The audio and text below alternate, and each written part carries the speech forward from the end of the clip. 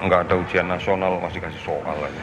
Ya, berikut ini konferensi pers yang akan sebentar lagi dilakukan oleh Ahmad Yuryanto, juru bicara gugus tugas COVID-19 mengenai update kasus COVID-19 langsung dari BNPB.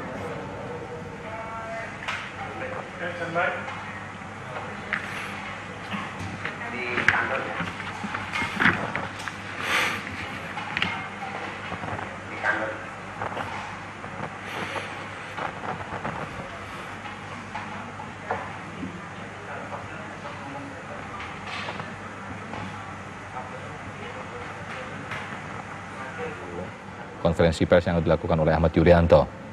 Untuk kasus COVID-19 di Indonesia kemarin mencapai 686 positif. Ini per 24 Maret kemarin, pemirsa. COVID-19 di Indonesia mencapai 686 kasus. Dan untuk per 25 Maret ini kita masih akan tunggu sesaat lagi Ahmad Yuryanto yang akan menyampaikan update-nya atau perkembangan terkini kasus COVID-19 yang ada di Indonesia. Kita semua berharap tidak ada lagi Saudara-saudara sekalian, selamat sore. Pada kesempatan yang baik ini saya akan menyampaikan beberapa hal yang saat ini sedang kita hadapi di dalam rangka pengendalian dan pencegahan COVID-19. Beberapa waktu yang lalu dalam beberapa rapat koordinasi kami sudah mendapatkan informasi tentang berbagai macam hal yang terkait dengan bagaimana selama ini masyarakat menyikapi kebijakan pemerintah terkait dengan upaya-upaya pencegahan dan pengendalian COVID-19 ini. Oleh karena itu, pada kesempatan yang baik saya akan menyampaikan kembali beberapa kebijakan strategis yang harus kita laksanakan dan harus kita patuhi bersama-sama, karena kita sadari bahwa upaya pencegahan dan pengendalian penyakit ini pasti akan berbasis pada komunitas. Sangat dipengaruhi oleh bagaimana kita berperan serta di dalam kaitan dengan upaya untuk mencegah dan upaya untuk mengendalikan penyebaran COVID-19 ini. Inilah yang sekali lagi ingin kami sampaikan supaya kita memahami bersama bahwa penyakit menular ini, khususnya COVID-19, basisnya adalah masyarakat. Kami sangat berharap bahwa masyarakat bisa menjadi subjek dan objek dari upaya pencegahan penyakit ini. Tidak mungkin bisa dikerjakan oleh satu sektor secara sendiri, tidak mungkin dikerjakan oleh beberapa sektor tanpa terkoordinasi, tanpa terintegrasi, dan tanpa ada upaya yang kolaboratif di dalam penyelesaiannya. Oleh karena itu, saya akan sampaikan berturut-turut 5 tahapan yang harus kita laksanakan dalam rangka untuk mencegah dan mengendalikan sebaran COVID-19. Yang pertama adalah harus dilaksanakan pembatasan jarak fisik, kontak fisik dalam komunikasi sehari-hari. Bukan hanya di luar rumah, tetapi di dalam rumah pun ini harus kita laksanakan. Mengapa ini penting? Karena kita sadari sekarang bahwa penyakit ini adalah penyakit menular, yang menular dari seseorang yang sakit kepada seseorang yang sehat melalui percikan ludah. Yang kecil-kecil yang kita sebut droplet, pada saat yang sakit sedang batuk, pada saat yang sakit sedang bersin, maupun pada saat yang sakit sedang berbicara. Percikan langsung yang mengenai saluran nafas orang sehat inilah yang sangat-sangat memungkinkan untuk memunculkan penyakit. Ini menjadi sangat penting untuk kita karena pada kondisi saat ini, gambaran fisik dari orang yang sakit tidak selalu didominasi oleh orang yang nampak sakit berat, orang yang nampak kelihatan sakit. Tetapi banyak sekali kasus positif mengandung virus ini justru pada orang-orang yang terlihat sakit ringan, tidak terlihat sakit berat. Bahkan di beberapa data yang kita miliki, nampak tidak bergejala sama sekali. Sehingga seakan-akan dirinya merasa tidak sakit. Inilah penting mengapa kita harus menjaga jarak, baik di rumah maupun berada di luar rumah. setidak-tidaknya kita harus memiliki jarak lebih dari 1,5 meter. Ini menjadi kunci. Kemudian yang kedua, bisa saja percikan itu tidak mengenai kita secara langsung. Bisa saja droplet itu tidak mengenai kita secara langsung, tetapi mengenai barang-barang yang ada di sekitar kita. Dan tanpa kita sadari tersentuh oleh tangan, dan kemudian tanpa kita memperhatikan kebiasaan kita untuk mencuci tangan, kita langsung makan, menyentuh hidung, menyentuh mata, maka sangat mungkin penularan ini akan terjadi.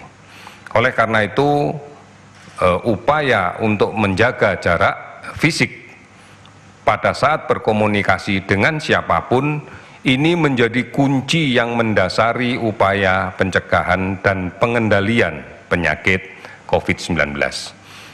Kami mengerti betul bahwa ini bisa dilakukan oleh siapapun. Mestinya ini bukan pekerjaan yang sulit. Oleh karena itu, kami sangat berharap bahwa peran serta masyarakat untuk bukan hanya melaksanakan kebiasaan menjaga jarak, tetapi juga selalu mengingatkan orang lain untuk menjaga jarak. Ini menjadi kekuatan yang mendasari semua upaya dari pencegahan dan pengendalian penyakit COVID-19. Ini yang harus menjadi komitmen bersama kita. Kalau tidak, maka kita akan sulit untuk mengendalikan penyebaran dari penyakit ini. Oleh karena itu, bukan hanya di rumah, tetapi juga di luar rumah, menjaga jarak adalah sesuatu yang penting. Inilah sebabnya kemudian kenapa pemerintah kemudian mengkampanyekan bekerja dari rumah, belajar dari rumah, dan beribadah di rumah. Semata-mata adalah dalam rangka untuk mengurangi kemungkinan tertular oleh penderita lain yang positif. Ini hendaknya menjadi basis di dalam langkah mengendalikan penyakit ini. Kalau ini tidak dilaksanakan dengan baik, maka kita akan sulit untuk mengendalikan ini secara lebih baik lagi. Kemudian yang kedua, kami berharap bahwa masyarakat memahami betul tentang penyakit ini, sehingga kemudian tidak perlu ada kepanikan. Manakala kemudian merasa dirinya tidak enak badan dengan gejala-gejala yang mirip influenza, maka kita berharap bahwa mereka harus segera mengakses layanan kesehatan untuk berkonsultasi. Sudah barang tentu gunakan masker agar pada saat batuk, pada saat bersin, tidak menyebarkan dropletnya kemana-mana. Konsultasikan dengan petugas kesehatan yang terdekat, mulai dari puskesmas, rumah sakit, dan seterusnya.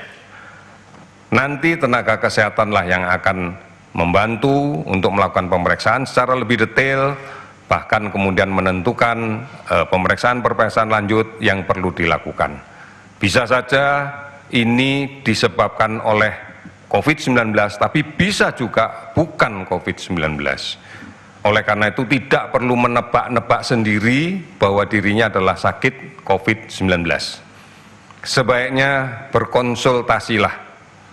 Karena dengan cara demikian maka kita akan bisa mendapatkan informasi yang benar, informasi yang tepat, dan kemudian kita bisa mengambil langkah yang benar dan tepat pula, tanpa ada kepanikan.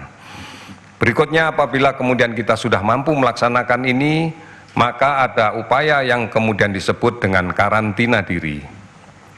Ini penting manakala kita mengalami keluhan gejala seperti influenza.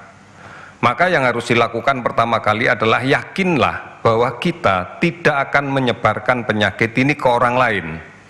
Oleh karena itu, gunakan masker, tinggal di rumah, dan jaga jarak dengan anggota keluarga yang lain. Jaga kebersihan, bisa saja kita batuk, bersin, mengenai barang-barang yang ada di rumah, kemudian tidak sengaja disentuh oleh orang lain, dan orang lain itu akan menjadi terinfeksi gara-gara kita. Ini menjadi penting karena kita tahu bahwa khusus COVID-19 apabila menyerang kelompok muda yang kondisi fisiknya bagus, status imunologinya bagus, maka mungkin hanya akan memberikan gejala yang kecil, gejala yang ringan, bahkan mungkin tidak memberikan gejala apapun. Tetapi ingat, bahwa dia membawa virus. Apabila kemudian tidak melakukan isolasi diri dengan baik, bisa saja saudara kita, orang tua kita yang daya tahan tubuhnya lemah, yang sejak awal sudah banyak menderita penyakit-penyakit kronis, semisal diabetes, hipertensi, penyakit paru menaun, gagal ginjal menaun, manakala tertular maka beliau atau orang-orang inilah yang menjadi kelompok yang sangat-sangat rentan. Beberapa kasus yang kita pelajari, kelompok orang tua yang kemudian menjadi sakit berat karena ada faktor komorbid, ada penyakit yang mendahuluinya, kemudian meninggal, begitu kita cek riwayatnya tidak pernah kemana-mana. Tetapi dia punya anak, dia punya saudara yang masih muda, yang kemana-mana. Sehingga inilah yang menjadi permasalahan.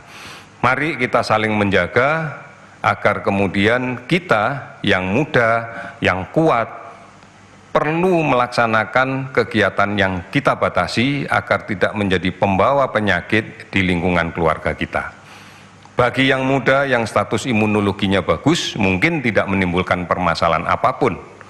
Tetapi bagi saudara-saudara kita yang tua dan memiliki beberapa permasalahan dengan kesehatannya, ini akan bisa berdampak fatal. Oleh karena itu, mari berperan dengan cara yang baik.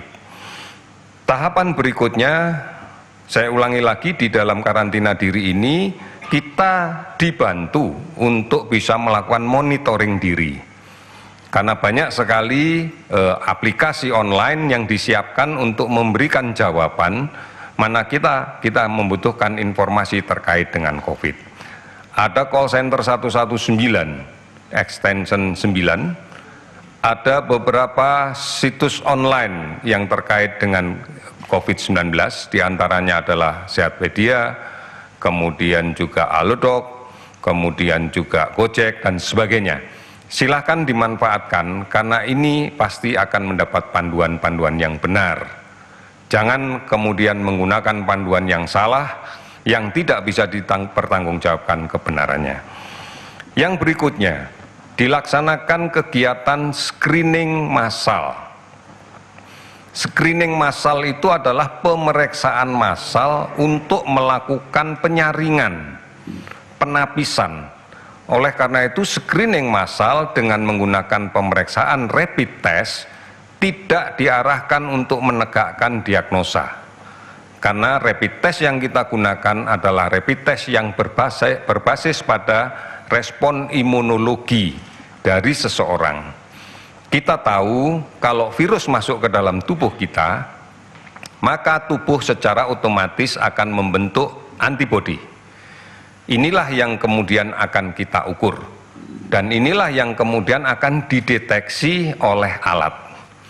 Sehingga manakala di dalam pembacaan alat itu dari rapid test dikatakan positif, maka kita bisa memastikan bahwa tubuh orang itu pernah diinfeksi oleh virus atau sedang diinfeksi oleh virus. Karena sistem kekebalannya, antibodinya ada. Tetapi manakala hasil pembacaan rapid test ini negatif, tidak ada jaminan bahwa dia tidak terinfeksi virus.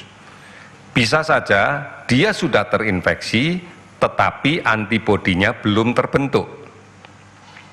Kita paham bahwa pembentukan antibodi itu butuh waktu, kurang lebih sampai dengan 6 atau 7 hari.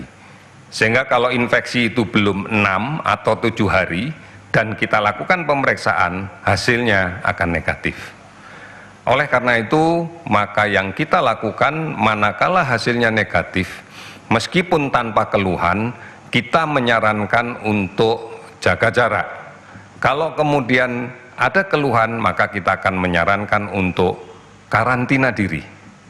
Sambil kita tunggu, setelah 7 hari berikutnya, kita lakukan tes lagi.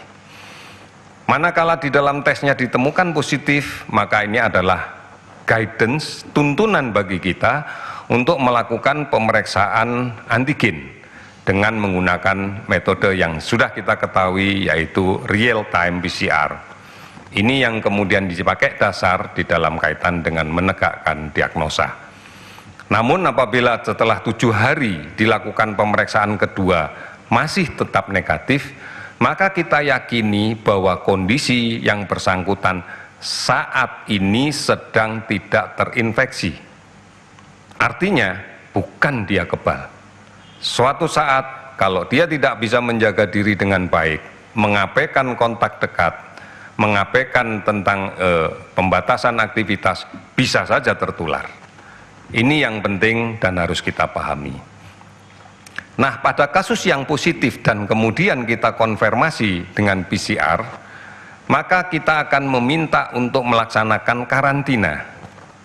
Yang pertama tentunya kita akan melihat manakala tidak ada keluhan atau keluhan minimal, maka kita akan meminta yang bersangkutan melaksanakan karantina di rumah, bukan di rumah sakit. Dengan catatan yang ketat bahwa dia harus menggunakan masker terus-menerus selama 14 hari, kemudian betul-betul menjaga jarak dengan semua anggota keluarga yang di rumah, kemudian makan dan minum menggunakan alat makan sendiri yang tidak berganti-ganti dengan anggota keluarga yang lain, rajin mencuci tangan dengan menggunakan sabun, dan kemudian juga menjaga kesehatan diri dengan pola hidup bersih dan sehat. Cukup asupan gizi, banyak minum makan vitamin yang alami, tidak perlu yang sintesis, alami sangat banyak di buah dan sayur apapun, kemudian istirahat cukup, aktivitas yang cukup juga.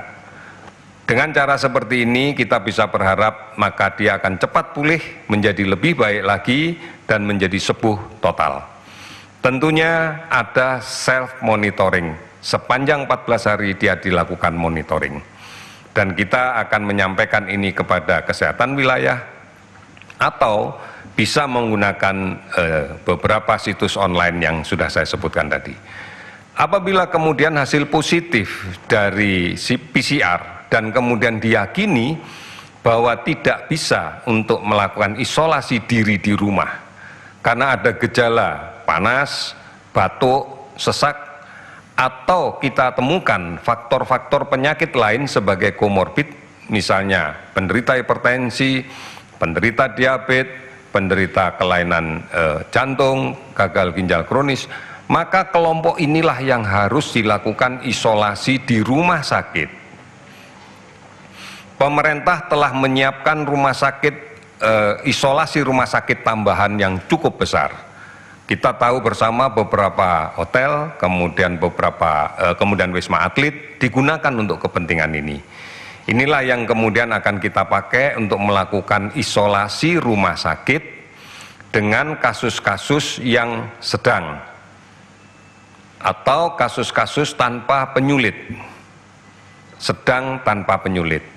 Tetapi manakala kemudian kita temukan kasus yang berat dengan penyulit, maka inilah yang akan kita rujuk ke rumah sakit rujukan. Di rumah sakit rujukan tentunya akan lebih intensif lagi laksanaan rawatannya. Pola ini adalah pola yang kita bangun di Jakarta, sudah barang tentu pemerintah daerah pun juga akan mengaplikasikan di daerah masing-masing dengan pola-pola yang sama seperti yang kita buat di Jakarta saat ini. Sehingga tidak perlu lagi ada kepanikan di masyarakat bahwa di dalam penanganan kasus ini seakan-akan tidak ada perhatian. Ini yang mari kita tata dengan baik sehingga tidak semua orang yang sakit berbondong-bondong menuju ke rumah sakit dan tidak semua kasus isolasi harus dilaksanakan di rumah sakit. Kalau cara berpikir ini bisa kita tata kembali, sudah barang tentu dengan kerja bersama, kerjasama, secara sinergi, kemudian saling mengingatkan, insya Allah ini akan bisa tertangani dengan lebih baik. Banyak pembelajaran yang kita bisa dapatkan dari negara-negara yang lain yang berhasil menangani tentang hal ini. Salah satu contohnya adalah di Vietnam. Di Vietnam adalah mengedepankan bagaimana physical distancing, menjaga diri, menjaga jarak, dan kemudian self-isolation. Ini menjadi kekuatan besar yang dilaksanakan oleh masyarakat, dia bisa menghentikan penularan ini. Tidak kemudian harus berpikir untuk ditunggu sampai sakit, tetapi mampu dicegah, jangan sampai sakit. Oleh karena itu, seperti yang beberapa kali gugus tugas sampaikan juga, yang sehat kita jaga harus tetap sehat. Yang agak sakit harus segera kita lakukan pengawasan, pengobatan agar jadi sehat. Dan yang sakit kita berikan layanan rawatan sebaik-baiknya agar segera menjadi sehat. Ini menjadi kunci. Oleh karena itu, ini pekerjaan kita bersama, ini harus kita lakukan bersama, dan keberhasilannya tentu kembali lagi kepada peran serta masyarakat. Karena ini adalah penyakit menular.